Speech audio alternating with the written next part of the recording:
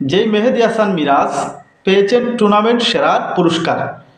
Bat হাতে 355 রানের পাশাপাশি বল হাতে করেছেন 13টি উইকেট নিয়েছেন। সেই মেহেদী হাসান মিরাজেরই জায়গা হয়নি বিপিএলের সেরা ক্রিকেট একাদশে। দর্শক বন্ধুরা, ক্রিকেট বিষয়ক সাইট ক্রিক ইনফো, যেটা সবারই পরিচিত, সেই ক্রিক ইনফো বাংলাদেশ প্রিমিয়ার লিগ বিপিএলের সেরা একাদশ নির্বাচন করেছে।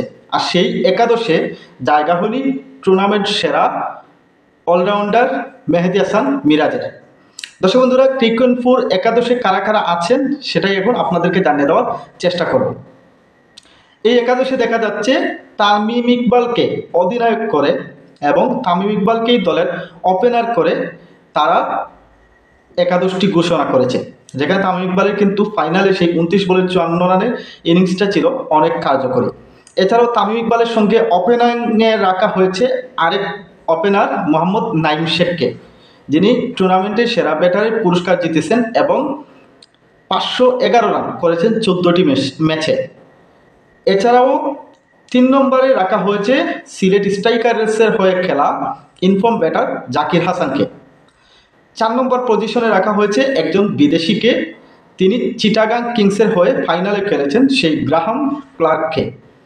5 নম্বরে রাখা হয়েছে রংপুর রাইডার্সের হয়ে দুর্দান্ত খেলা সেই কুশদিল শাহকে। ব্যাটে বলে দারুণ পারফরমেন্স করেছিলেন এবং এই কুশদিল শাহ যদি রংপুরের হয়ে শেষ পর্যন্ত খেলতো বা রংপুর রাইডার্স যদি ফাইনাল খেলতো তাহলে টুর্নামেন্ট সেরার সম্ভাবনা ছিল কুশদিল শাহ। এছাড়াও রাখা হয়েছে আরেকজন খুলনার ফিনিশার হিসেবে বা উইকেট রক্ষক ব্যাটার হিসেবে রাখা হয়েছে মাহিদুল ইসলাম অঙ্কনকে। আমরা দেখেছি শেষ দিকে মাহিদুল ইসলাম অঙ্কন ব্যাটিংয়ে নেমে অনেক কার্যকরী ব্যাটিং করেছেন এবং উইকেট কিপিংয়ে অনেক ভালো করেছেন। এরপরে রাখা হয়েছে ফাহিম আশরাফকে, তিনি আরেকজন পাকিস্তানি ফরচুন বরিশালের হয়ে খেলেছেন, যদিও শেষ দিকে তিনি দেশে ফিরে গিয়েছেন, কিন্তু ফাহিম আশরাফ ব্যাটে বলে দুর্দান্ত পারফরমেন্স করেছেন বরিশালের হয়ে। এবং একমাত্র স্পিনার হিসেবে রাখা হয়েছে আলিস আল ইসলামকে। চিটাগাং কিংসের এই স্পিনার এবারের বিপিএলে কিন্তু দুর্দান্ত খেলেছেন চিটাগাংয়ের হয়ে। এছাড়াও দুর্বার রাজশাহীর রাখা হয়েছে অধিনায়ক তাসকিন আহমেদকে। এবারের বিপিএলের সর্বোচ্চ উইকেট শিকারী হচ্ছেন তাসকিন আহমেদ, 12 ম্যাচে 25টি উইকেট তিনি শিকার করেছেন।